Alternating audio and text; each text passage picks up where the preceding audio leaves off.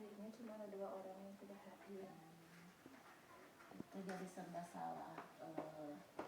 Dalam pembelajaran normal pun ada saja yang tidak hadir, apalagi sekarang ada istilah musim corona, jadi banyak alasan. Kadang-kadang yang dari kota datang ke desa, yang dari desa justru memanfaatkan situasi corona itu untuk ikut dengan orang tuanya berdagang. Tapi mudah-mudahan keadaan ini berjalan lancar meskipun situasi corona dan pembelajaran tatap muka segera berjalan kembali. Bagaimana catatan itu? Lancar-lancar saja pembelajaran dengan anak. Alhamdulillah lancar. Sudah mengisi absen, selamat beristirahat, kita akan kembali besok ya dalam jadwal yang lain ya.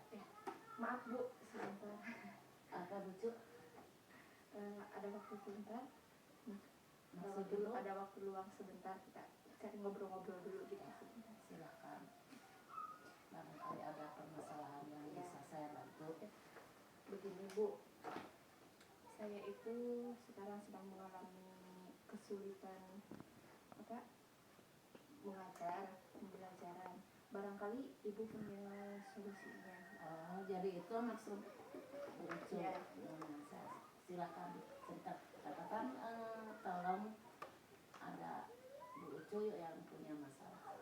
Ya, begini Bu, ruang kelas kita kan sekolah ini cuma ada 3 lokal, sedangkan murid per tahunnya itu menambah gitu.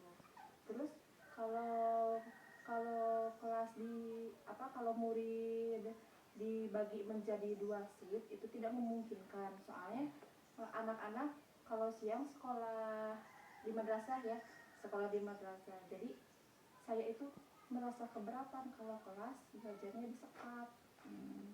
Apa alasan Ibu keberatan? Toh selama ini ke pembelajaran kelas rangkap dengan menyekat satu ruangan sudah berjalan selama 1 semester.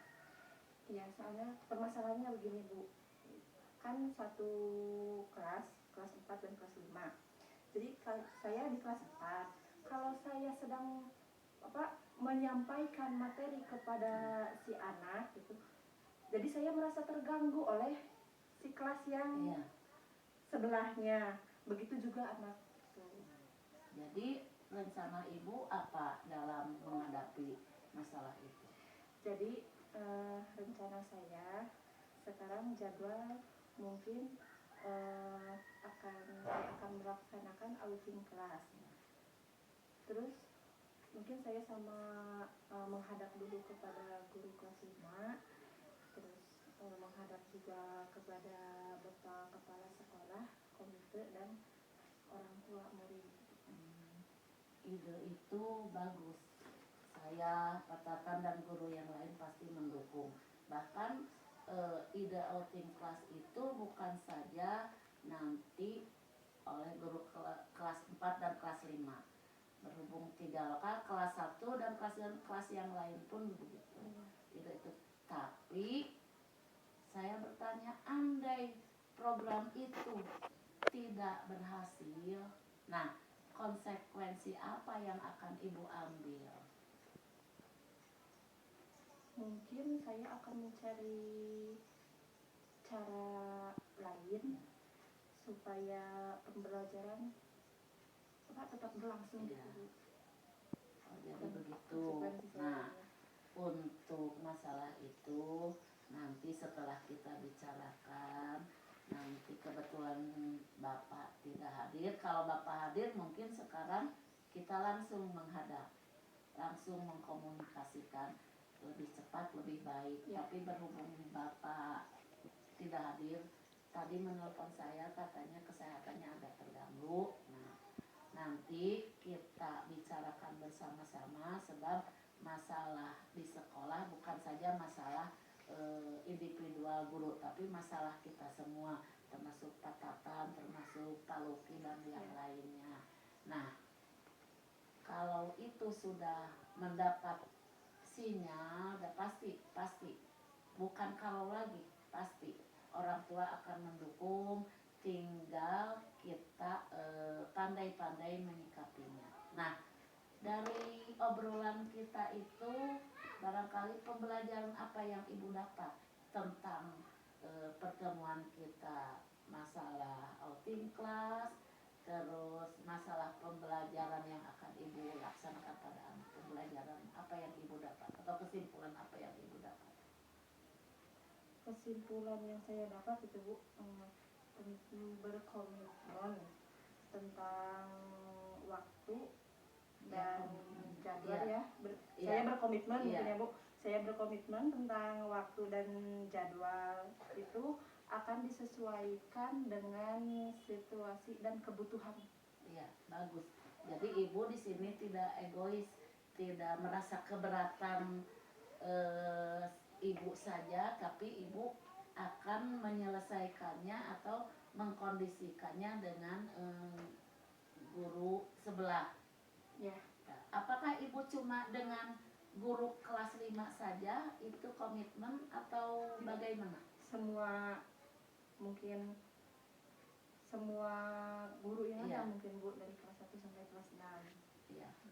Jadi ibu sudah menerapkan prinsip kolaborasi dengan yang lain.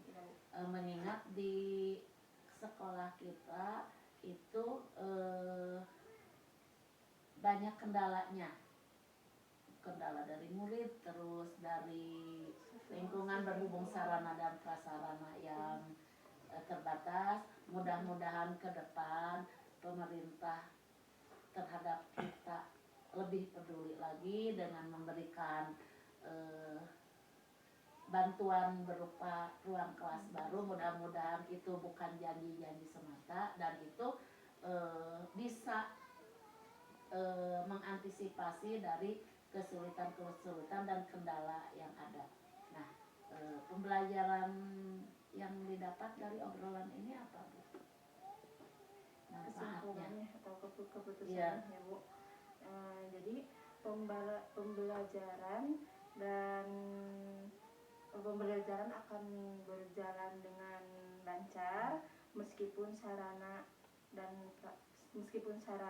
terbatas. Ya, asal kita bisa mencari solusinya bersama-sama. Ya.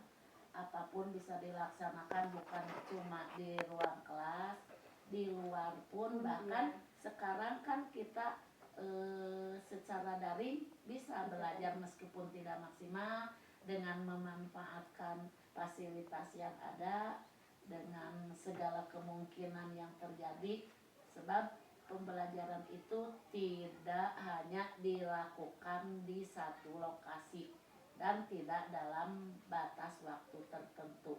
Pembelajaran itu dilakukan sepanjang hayat. Begitu mungkin, mudah-mudahan obrolan kita itu ada hikmahnya. Terima kasih Bu. Ya, sama-sama. Bukan kewajiban kita untuk saling melengkapi dan membicarakan kalau ada kendala dalam proses pembelajaran. Begitu mungkin sudah cukup. Ya, Pak Tetap.